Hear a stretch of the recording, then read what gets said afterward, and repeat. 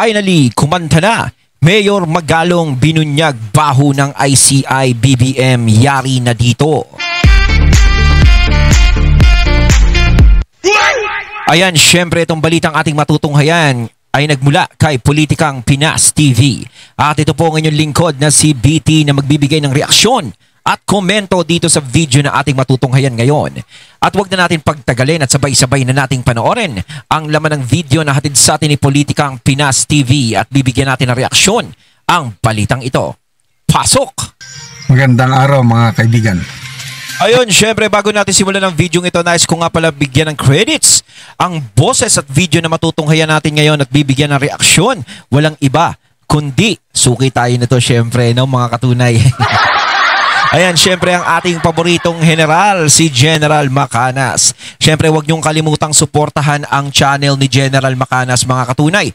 Pakibisita po yan at huwag niyong kalimutang mag-subscribe at mag-follow para maging updated po kayo sa mga vlogs, reactions at sa mga balita na hinahatid sa atin ni General Macanas. Syempre, ayan po yung The General's Viewpoint, mga katunay.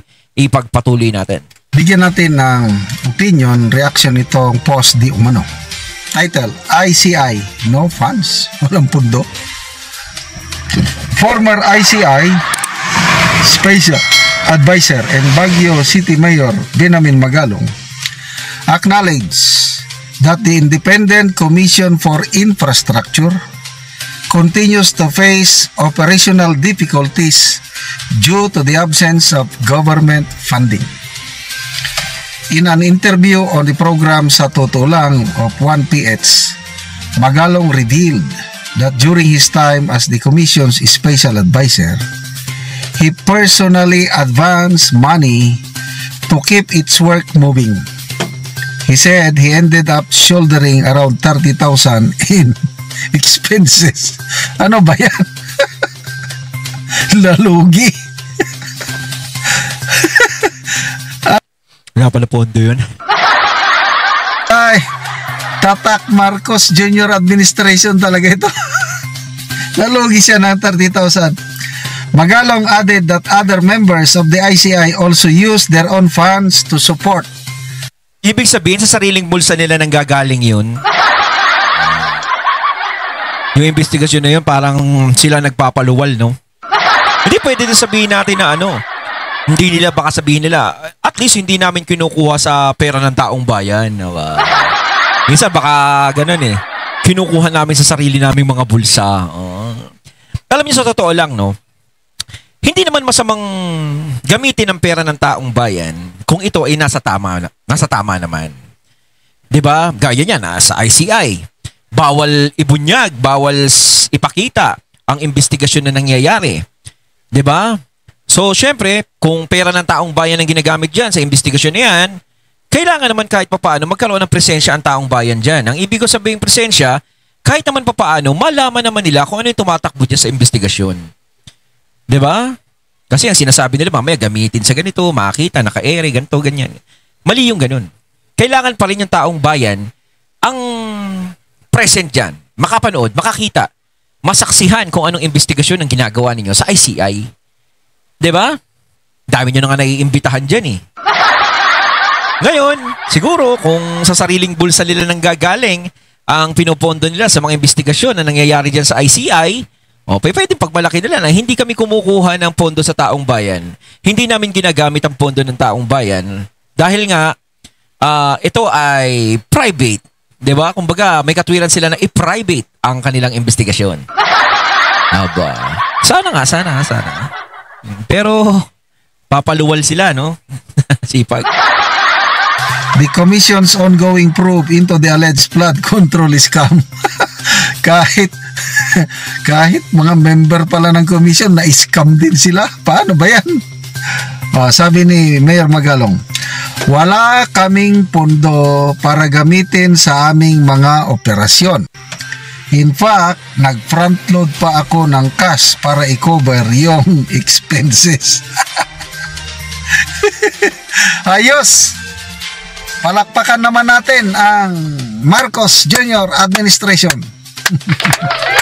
So itong pahayag ni Mayor Magalong second demotion sa pahayag ni nag-resign na rin na Commissioner Rogelio Singson, na sabi niya, nasa dyaryo ang pundo ng ICI, wala sa amin. Kayo ngayon, ICI, tigil nyo na yan. Ay, magkano yun? 40 or 41 million? No? 41 million, more or less. Pondo, approve pondo ng ICI, 41 million. Wow, yung pala, nag-aabono ang mga, ay nako. 41 million pero nag-aabono pa rin sila. Paano yun? Ano yun, talagang kulang pa talaga yung 41 million na pondo dyan sa ICI? Nagkukulang ba kaya nag-aabono sila? Ayan na naman, bago na namang pala-isipan na naman yan. Baka mamaya kung ano na naman isipin ng iba, syempre, di ba? 41 million, tapos ganyan ang nangyayari, nagpapaluwal pa. Oh. Kayo, alam nyo, sa totoo lang, kayo yung gumagawa ng isipin sa mga tao, kaya kung ano-ano yung pinag-iisip sa inyo. No, hindi nyo inaayos kasi yung ginagawa ninyo. Di ba? So ano na ngayon, ICI? Paano ngayon gagalaw ang inyong komisyon? O, anong sabi ni Secretary o Commissioner Singson? I thought there was an urgency for this commission to do its job. Only to find out, pundo wala. So dito, anong klaseng leader ang meron tayo? Sa salita, ang ganda. Mahiya naman kayo! Pumalakpak ang mga pinagsabihan niya. O ngayon, pinaimbestigahan niya. Kung ako ang presidente, at totoong wala akong ginawang masama, at gusto kong panagutin ang mga nagnakaw ng taong bayan, hahanap ako ng paraan para itong komisyon na determine sinong nagnakaw. Kasi napahiya na ako eh. Hanap ako ng pundo. Ang daming pundo ng Malacanang, Office of the President. Eh, yung iba nga, nagagawa ng paraan para magkapondo, yan pa. Hindi nga, ako, kaya na sinabi ni General Macanas, kung talagang walang kasalanan, gagawa ka ng paraan para mapondohan yan, para gumulong ang investigasyon, para ang hustisya ay makuha. Kaso nga lang, syempre, ang nangyayari ngayon, napakabagal. Napakabagal makuha ang hustisyang ginawa dyan sa flood control project na yan. Diba? Siguro ang mga napapanagot, hindi naman natin mga kilala. Kung sino-sino lang yung mga pinagkukuhan nila na hindi mo alam, baka mamaya, mananaya ng weteng o nagpapataya ng weteng. Diba? Kaya nga ako iisipin ko, mga milyonaryo ba to? Mga trilyonaryo, bilyonaryo ba to? Diba? Pero sa big fish, wala pa tayo talagang nakikita. Sa big fish. Ang talagang pinipilit lang nila na big fish ay si Saldico. Diba? Si Saldico nga diba? Ngayon, nagiging busy sila sa pagkuha kay Saldico, sa paghuli kay Saldico. Samantalang dati, nung bago-bago pa lang, is hindi sila nagiging busy kay Saldico. Talagang parang pinababayaan lang nilang magpasyal-pasyal, magliwaliw. Diba? Kumbaga, maraming paraan noon pero hindi nila ginawa ng paraan. Diba? Ngayon, napakaraming paraan para makuha nila si Saldico at pinapangako pa nila na si Saldico ay kukunin nila at papapanagutin sa kung anong kasalanang nagawa niya. Kung kailan nagsalita si Saldico. Diba? So, siguro maniniwala kami sa mga ganyang klaseng investigasyon kung talagang mapapanagot ang mga big fish dyan. Kung tutuusin kasi, may istorya na nadulas na eh. Diba? Yung gaya nung pinagsasabihan ni tsaka si na ano ba bang gusto nyo ba ubusin yung pondo ng ganto, ganyan? Ano ba? Kailangan nyo ba ng mga sasakyan? Di ba yung pinapagalitan niya? Doon pa lang eh. Parang nadulas na yun eh. Diba? Na parang alam mo na pala yung nangyayari, bakit hindi mo pa pinigilan? Diba? Tapos ngayon parang hindi yun kasama, hindi kasama sa investigasyon yun. 'di ba? Hindi siya talagang parang siya, inosente, 'di ba? Kasi dapat talaga ang pangulo talaga tutukan niya kasi nagsalita ka na eh. Pananagutin ko kayo lahat. Kumbaga, banggain mo na kung sino yung mga dapat mong banggain. Walang kapakapatid, walang kamag-anak, walang kaibig-kaibigan. Babanggain mo kung sino ang dapat mong banggain, wala ka nang pipiliin. 'Di ba? Hindi na yung pinagtatagal. Kung tutuusin nga 'di ba?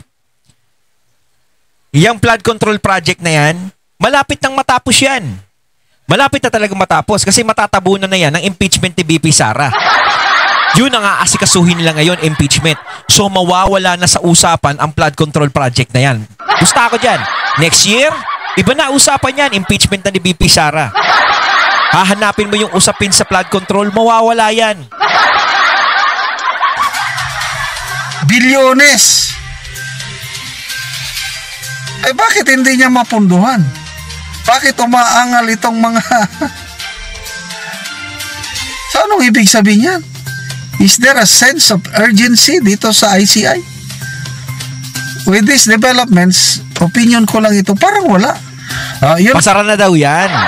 Diba? Wala namang nangyayari. Wala namang nakukulong. Diba? Umaga parang, wag na natin ponduhan yan. Wala naman. Parang front lang natin yan. Joke lang. Hindi, wala naman kasing nangyayari. Parang, Diyos ko naman, yung investigasyon, unang-una, hindi naman nakakaano dahil hindi naman nakikita, hindi naman nalalaman. Diba? Hindi naman natin alam yung mga pinag-uusapan. Diba? Walang katirtril, walang katorya-torya. Ay, nako. Na lang, panawagan ng mga business groups. Do something more, Mr. President. I-resolve mo ng mabilisan itong corruption issue dahil delikado ng ating ekonomiya. Nawawalan na ng confidence ang mga investors. I-certify mo urgent yung bill sa both houses of Congress para maipasa ang Independent People's Commission para magkaroon ng pondo, magkaroon ng ngipin, ng powers to cite in contempt, mag-issue ng warrant of arrest. Sinertify ba niya? Wala. Ibig sabihin, palabas lang pala ito. Drama. Tama si Attorney Vic Rodriguez. Parang front lang, ganun. Para masabi lang na meron tayong investigasyon na nangyayari.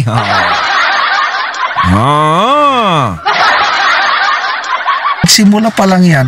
Nung nagsimula kasi ang ICI, bilib na bilib ako kasi nandyan si Mayor Magalong, nandyan si Secretary Rogelio Singson. Kaso tinanggal na si Magalong. Matitino. Alam ko yung track record nila. Kaya lang si Attorney Vic, sabi niya, wala yan. Palabas lang yan, propaganda yan, walang pundo yan. Paano kikilos yan? Saan sila kukuha ng pundo? Wow.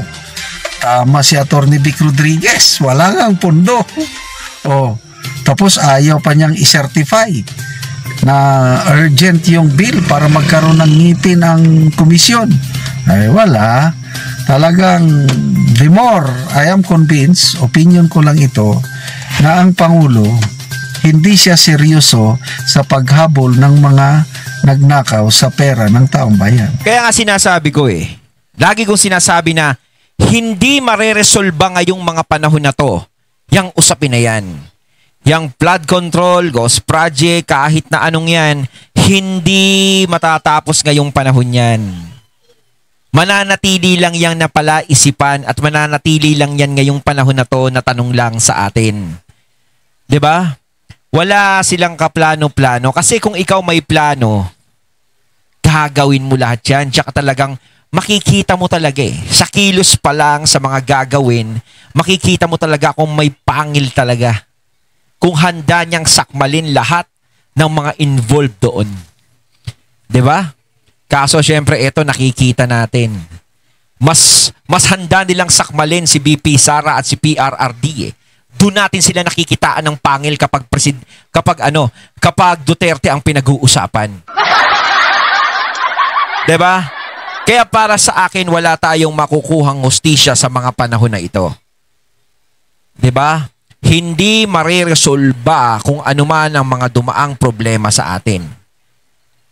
Maaasikaso lang to at magiging maayos at maaaring buksan muli kung bagong administrasyon na ang uupo, ang mamumuno. 'Di ba? Kung bago na. Pero kung hindi pa rin bago at tropa pips pa rin nila, sorry na lang tayo uli. Wait for another 6 years and long your patience. Ganun ang mangyayari. Ipagpalagay natin na wala siyang kinalaman. Wala. Sabi ni Senator Ping Lacson, hindi daw ang Pangulong nakatanggap ng komisyon eh. Kickback. Kickback pala yun. Kundi ibang tao. Ako sinasabi ko sa isip ko, binibigyan ko ng katwiran pa rin. Na oo, sige, wala siyang kinalaman. Oo, pero talagang nananatili pa rin sa akin yung isang tanong. Kung alam na nangyayari yung mga ganung bagay dati pa, bakit pinabayaan? Bakit hinayaan? Bakit malaya silang nagawa nila yun dati? Diba, hindi man lang niya pinahinto, hindi man lang niya kinastigo. Nasa iyo yung power, nasa iyo lahat. 'Di ba? Isang salita mo lang, batas na sa kanila 'yon.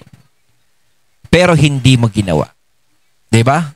'Yun na nananatili sa aking question, bakit hindi mo pa prevent ng mga panahon na 'yon? Hindi mo inaksyonan para hindi na lumaki. 'Di ba? Pagpalagay natin wala. Bilang presidente, command responsibility niya ito. Yes. Pangako pa niya, mga statement niya. Every peso stolen from the people, we will see to it, ibabalik. Para namang hindi tayo nasanay sa mga pangako. Pangako, hindi kita. Parang 20 pesos na bigas lang, ganon. Minsan kasi sa mga politiko, masanay na tayo sa mga pangako. Ano may babalik mo yan? Ng mga... Hindi mo naman seryoso na imbestigahan ng mga ano. Wala namang pondo ang inyong komisyon na pinatayo. Ay, nako. Out of fun. Basa tayo sa mga comments. Jade Bell, is this another way of saying na you do volunteer work? Volunteer nga. Jason Boribor, na operan siguro ng kasi balita. Labas ng volunteer. Kaya bumalik. Pwede bang imbestigan din ito? Marami kasing anomalya din dito sa... Ano pa? Fred Nold, di magtatagal yung ICI kung walang pondo, mauwi lang yan sa wala. Yung naumpisan, sayang naman. Correct. Rodrigo Abilia, wala na, labas na ng buret. ICI, walang budget, dapat walang paniwalaan. Salamat mga salamat Mayor Magalong at nagsalita ka at sinigundahan mo ang pahayag ni Secretary Dave Rogelio Singson na wala na Magalong nagsasalita, talagang totoo 'di ba? Hindi naman ito, tingin ko rito, hindi talaga gumagawa ng usap-usap to ang pundo ang ICI. Ayon, natating natong haya ng video na nagmula kay Politika ang Pinas TV at syempre natong haya natin ang boses na yun at ang video na yun na binigyan natin ng reaksyon na nagmula kay General Macanas. Kayo mga katunay, anong masasabi nyo tungkol dito? Comment lang po kayo sa comment box. So once again, I'm BT and I'm out. Peace.